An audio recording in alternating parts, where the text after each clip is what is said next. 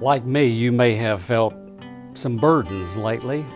A lot seems to be caving in on us when we start thinking about the cultural changes and challenges and just the everyday grind of what we experience as people of God living in the world but not being of the world.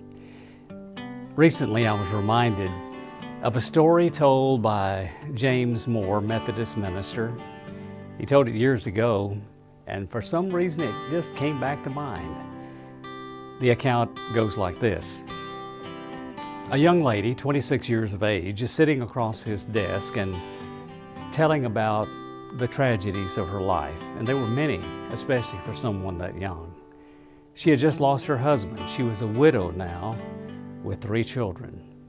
Her husband was killed in a farming accident, one of those rare occasions and one of those kinds of experiences which are most regrettable. But in the midst of all that, she began to show her emotion by shedding tears. Her mascara was running, her makeup was being streamed with stains of tears. All of that was going on.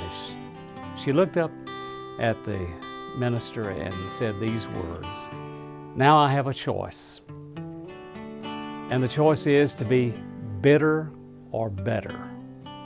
And I'm going to choose to be better. I'm going to be involved in my church. I'm going to raise my children in my church. I'm going to try to help them understand what it means to be a follower of Christ. I'm going to be better." Alabama Baptist, that's a good word for us right now. In the midst of all that we face, we can name them, a laundry list of issues and concerns which grieve us and leave us sometimes in a fit of frustration. Either life can be bitter, it can make us that way, or by the grace of God, we can become better. I'm appealing to you as I'm trying to appeal to me.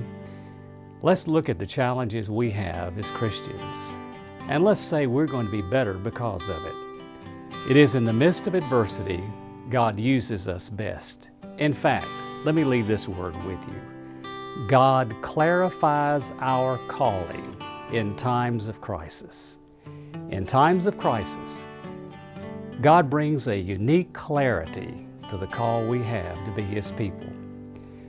And let the words of Jesus echo in our hearts and minds. In the world you'll have tribulation, but be of good cheer. I have overcome the world.